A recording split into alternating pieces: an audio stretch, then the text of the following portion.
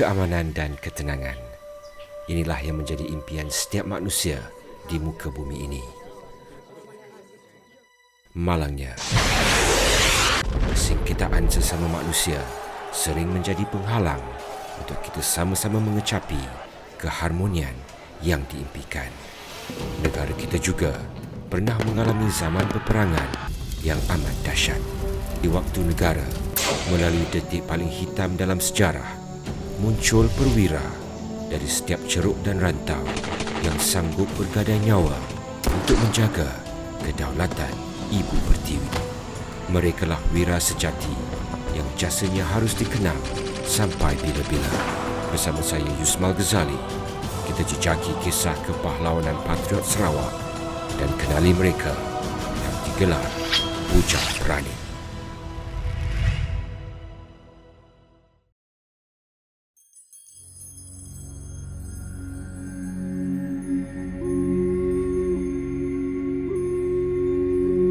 Dalam episod sebelum ini, kita telah mengenali tentang penjejak Iban dan dua orang ikonnya yang telah dianugerahkan pingat keberanian daripada kerajaan British.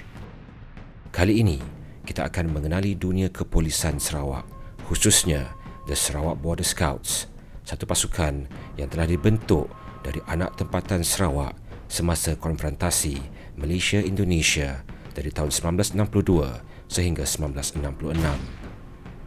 Untuk mengetahui lebih lanjut tentang seorang Border Scout, kami telah menjejaki Datuk Abah Robiel Haq, bekas Ketua Polis Pulau Pinang dan juga anak Sarawak yang pertama menyandang jawatan Ketua Polis di sebuah negeri di Semenanjung. Border Scout ini dulu, masa konfrontasi, mereka menjadi telinga dan mata untuk kerajaan British. Selepas itu, kerajaan mengambil mereka balik menjadi polis bantuan dan mereka ditempatkan tempat yang tertentu di mana mereka dilatih macam polis field force supaya mereka boleh bertindak di kawasan masing-masing sekiranya diserang oleh komunis. Tatkala negara menghadapi zaman insurgensi, sebarang maklumat tentang rancangan dan pergerakan musuh amat penting bagi pasukan keselamatan. Pengakap sempadanlah yang perlu menghidu ancaman yang bakal melanda. Apakah ancaman yang dihadapi oleh Datuk Abah ketika itu? Ancaman yang saya terima yang teruk masa itu, satu dari konfrontasi dari pihak Indonesia sebab balai polis terbeduk adalah di bawah jagaan saya. Masa itu, semua ancaman yang tembak, menembak, meriam, senjata adalah dekat Syrian. Oleh kerana lokasinya sebagai sebuah pekan sempadan, Terbedu di daerah Serian sering menjadi tumpuan tentera Indonesia untuk mereka melancarkan perang gerila. Peranan pengakap sempadan menjadi semakin penting. Mereka penting sebab mereka adalah orang tempatan di sana. Kita polis ini pergi merawat, balik dan buat operasi itu saja. Mereka wakil kita di sana. Mereka boleh bertindak sekiranya perlu juga. Tak payah tunggu polis datang. Setelah berakhirnya zaman konfrontasi, tugas seorang Border Scout menjadi lebih berat kerana muncul pula ancaman pengganas komunis. Untuk mengetahui lebih lanjut tentang zaman insurgensi di Sarawak, kita telah menjejaki bekas Superintendent Polis Leo Ha Tiam Look. Beliau juga pernah berkhidmat sebagai seorang Border Scout pada zaman itu. At that time, what you call this, we need people to be eyes and ears of the government. So the Border Scout were recruited just as a civilian, planted them in long houses, armed themselves with either a shotgun, a spear or a parang, and we issue them with the HF 156 radio, and they will report if they have any information whatsoever about the movement of communists or infiltration of communists into Sarawak from the border or around the longhouses.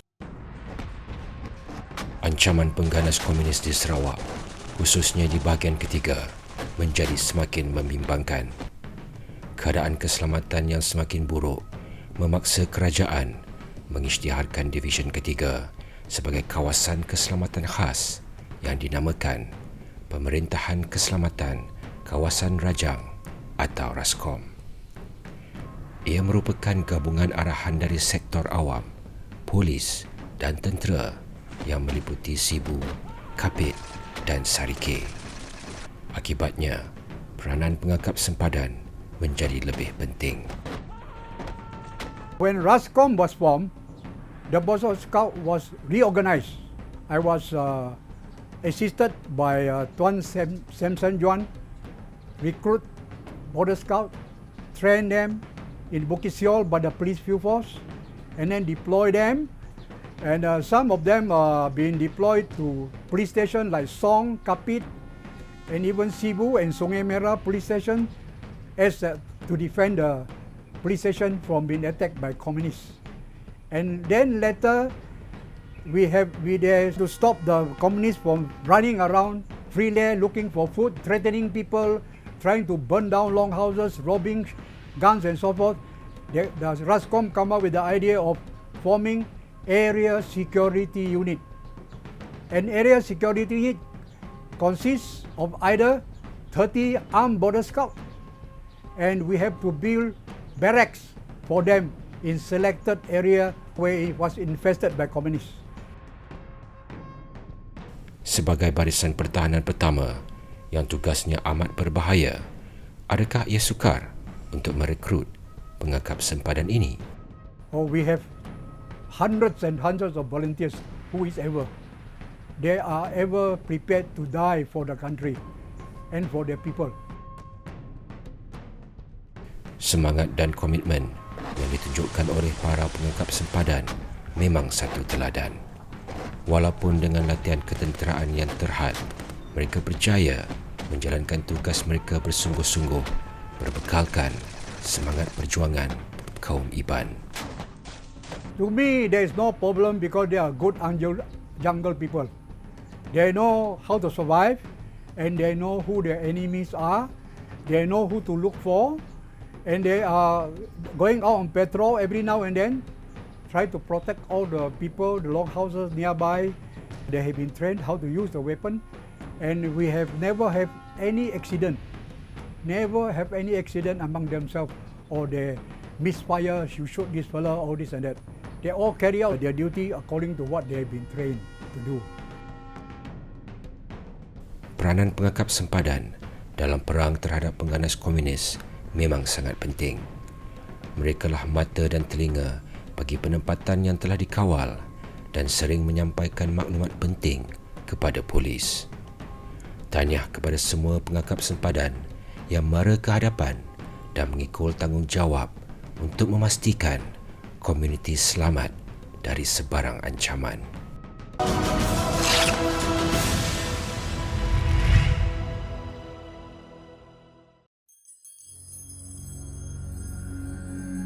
Sebelum ini, kita telah mengetahui sedikit sebanyak mengenai pengorbanan pasukan Sarawak Border Scout dalam sejarah pertahanan negeri Sarawak. Pasukan ini telah mengharungi pelbagai pertempuran dari zaman konfrontasi hinggalah ke zaman insurgensi di Sarawak. Ada pertempuran yang kita ingin lupakan seperti pembunuhan Long Jawi di daerah Belaga di mana 8 anggota Border Scouts telah dibunuh dengan kejam oleh tentera Indonesia.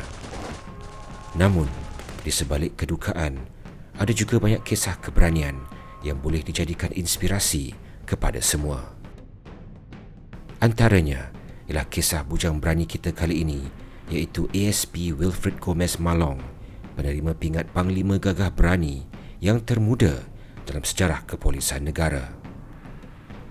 Siapakah gerangan ASP Wilfred Gomez ini? Untuk mengetahui kisahnya, kami telah berjaya menjejaki adik perempuannya, Cecilia Malong, di kediamannya di Kampung Bumbuk, Kuching. Wilfred Gomez come from Kampung Lempaung in Betong, right? And it's not far from town, and that's where Gomez started his school days before, to St. Augustine School in Betong. We used to go to school from our, kebun, because we stay in the kebun because my mother tapped rubber at the time and father goes to work. After he finishes Form 5 in Sri Amande Government Secondary, right, he went down to St. Thomas.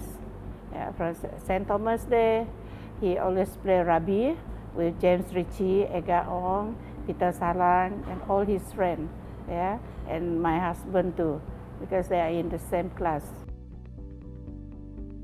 Melihat gambar-gambar lamanya di sekolah, kita boleh rasa bahawa walaupun Wilfred, budak baru dari Betong yang telah bertukar ke sekolah bandar di ibu negeri, sangat selesa dengan persekitaran barunya. Kami bertemu dengan rakan sekelasnya, Edgar Ong dan James Ritchie, untuk mengetahui lebih lanjut mengenai Wilfred semasa zaman persekolahannya. The first time I met him, I knew and I saw that he was a bit of a bright spark. You know? He had a great personality. He made friends easily, and he could get things done. Of course, he was rather well built as well. He looked a bit like our perception of what Iban warrior would look like. Wilfred was very active. He and I and people like James Ritchie, Edward Chai, we all were appointed school prefects. You know? He had that aura around him. He has a sense of leadership, and people would listen to him. And he's all well-rounder in all the fields. He studied hard, he got good results, and he also played hard. He was a very good sportsman. Wilfred cemerlang dalam sukan, terutama sekali rugby. Bersama James Ritchie, mereka adalah sebahagian daripada pasukan rugby St. Thomas yang dilatih oleh bapa James sendiri, John George Ritchie, Pesuruhjaya Polis Malaysia yang pertama di Sarawak. Menurut James, bapanya melihat sesuatu pada diri Wilfred yang mencuri perhatiannya. Mungkin bapa saya nampak karakter Wilfred macam karakter bapa sendiri. Sebab bila dia mula as a young man, dia main untuk Singapore, rugby for Singapore. So dia nampak Wilfred, dia seorang yang gagah berani, suka tackle, berani. Macam dia, I like this man. He'll make a good policeman. Dari sejak itu, dia tak dapat lari sudah. So hati dia kata, I must be a policeman. Mungkin tidak pernah terlintas di fikiran Wilfred untuk menyertai dunia kepolisan. Hatinya hanya tergerak apabila mendengar kata-kata semangat dari ayah rakan sepasukannya yang merupakan seorang pegawai polis yang cukup berpengalaman. Bagaimana pula penerimaan keluarganya tentang cita-cita baru Wilfred ini? My father doesn't know, and he was quite a bit surprised. And my mom started to cry, because like what she said, I really sayang you anak, but why do you have to become a policeman? And you are fighting people, because he is in Rascom at the time in Cebu. But when he come back, bringing PGB, my mom was very happy, and my father too. But when he stopped schooling, that's it. My mother was very surprised. Everybody very surprised, because he didn't tell. Wilfred tidak memberitahu keluarganya mengenai keputusan untuk menyertai pasukan polis. Setelah mereka mendapat tahu, sudah tentu mereka risau kerana mereka bimbang tentang keselamatannya dan takut dia kehilangan nyawanya. I was asking him when I know that he is a police, are you not afraid of going to the jungle to fight the communists? He said, no, I'm not afraid, he said. But I'm afraid, I said to him before. He said, because I'm afraid that you might lose your life. But he said, no, don't worry about that.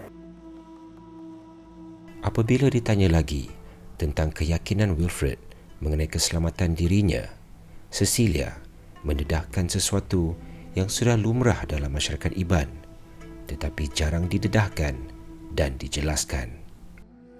According to him, he is followed by, those Iban from Kanawit, from Julau there, because they are fighting in Cebu there, right?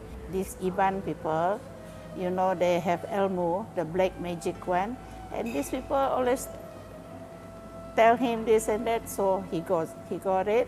That's why he become very brave. So every time they are going for an ambush, they will have to do the ritual.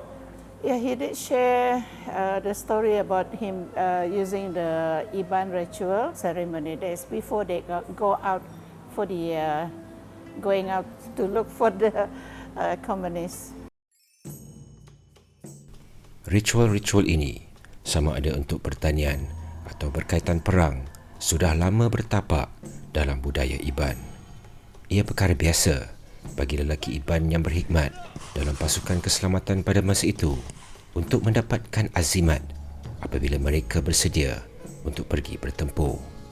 Berkesan atau tidak, entah bagaimana ia mampu merangsangkan keberanian mereka untuk pergi berjuang melebihi panggilan tugas yang memang menjadi ciri seorang bujang berani.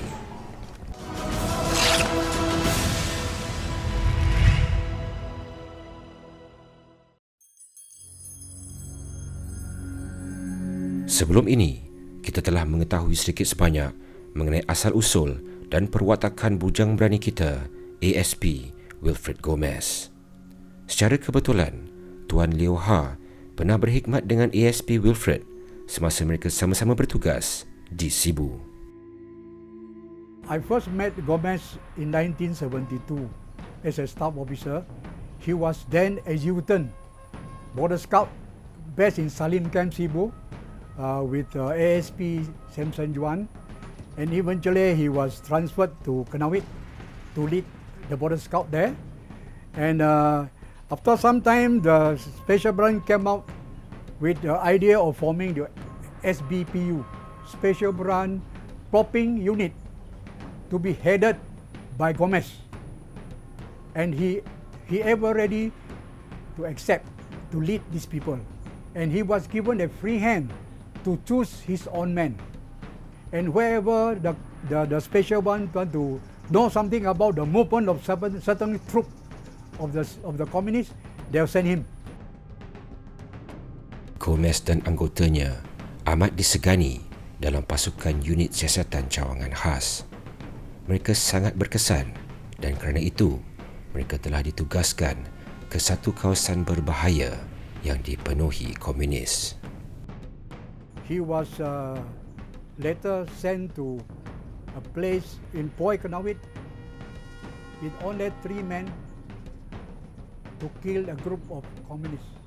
He went through thick and thin, and then they tracked, and then eventually the afternoon they found the camp. And they managed to kill 3 of them. Dari pertempuran inilah Gomez dianugerahkan pingat Panglima Gagah Berani di atas keberanian yang telah ditunjulkan. James Ritchie jelas mengingati peristiwa itu yang berlaku pada bulan Jun 1973 seperti yang telah diceritakan kepadanya oleh rakan karibnya sendiri. Tiba-tiba mereka nampak sedikit asap jauh di bukit. So, Wilfred kata, "Shh, mungkin musuh. Sebab hutan belantara macam ni tak ada orang. Mungkin musuh di sana. Kita mesti serang. Kita mesti bunuh musuh." So mereka, saya ingat kalau tak salah, midnight, mereka sebelum pukul 1, pukul 12, mereka merangkak. So, very slowly, dan mereka pecah. Satu kiri, satu kanan, Wilfred tengah. Heading towards the camp. Tempat itu asap. Tiba-tiba dalam 3, 4, 5, 6 jam, mungkin masa ayam kokok, masa subur, dia dengar, dia kata. Tapi sebelum mulai attack, Anyang terpijak on a twig, kayu yang terbunyi. sentri komunis di belakang satu pohon yang besar, tembak. Selepas dia tembak, Wilfred serang, attack. Attack, dan dia pura-pura dia ada banyak orang di belakang dia. Sebenarnya 3 orang. Lepas attack, mereka caw lah. Tembak-tembakan musuh caw. Ini yang luar biasa. Bila mereka sampai sana, orang dah semua caw, mati 4 orang. Mereka tengok sana, kasut selipar 20 pasang. Wilfred kata, bukan 2-3 orang, 20 orang. Kami 3 kalau mereka tahu kami mati, dia kata. Ajal maut di tangan Tuhan. Pada hari itu, Wilfred Gomez belum menemui ajalnya. Dia bersama 2 orang anggotanya berjaya menemui dan menyerang hendap kem komunis yang lebih ramai penghuninya dari yang disangkakan. The Iban memang orang yang terberani. Kerana itu James Brooke ambil dia, didik dia jadi Rangers. Tapi ada dua puak Iban, Ribas dan Balau. Kawan saya, Wilfred Gomez, belong to the Balau group. Dia punya leader is Ijau yang menyokong Brooke. Mereka berani mati. So dari semangat Ijau, dia kata serang, biar mati, jangan putih mata. They charge. No, he just went for it, pantang mengundur. That is Wilfred. That's why I love about him. And later on, he became famous. He went in a film, and they chose him as a star, which was fitting because he actually was a real star.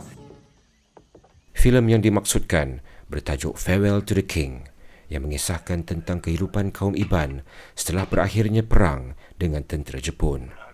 Wilfred berpeluang untuk berlakon bersama pelakon terkenal Hollywood, Nick Nolte.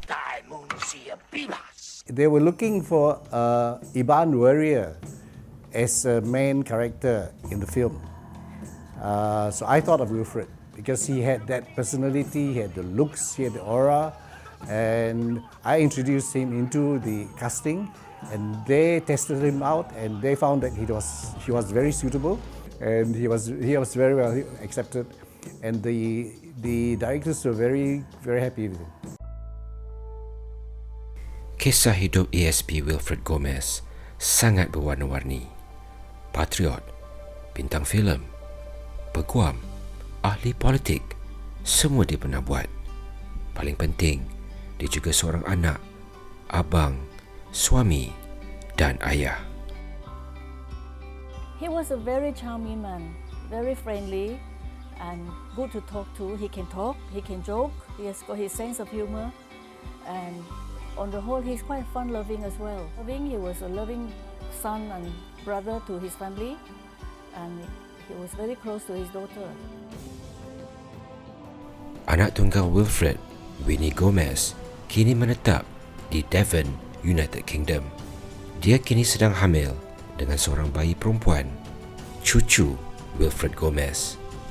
Jadi, pastinya beliau akan teruja untuk mengetahui bahawa legasinya diteruskan dan semoga ia berterusan untuk banyak lagi generasi yang akan datang. Bersemadilah dengan tenang, ASP Wilfred Gomez, PGB, Bujang Berani.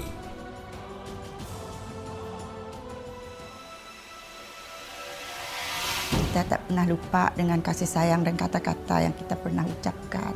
Komunis atas tu tengah buat ambush. Ada 12 trenches. Satu trench untuk 3 orang. Dia tu bercita-cita untuk bertembak dengan pihak-pihak musuh untuk membelakan negara.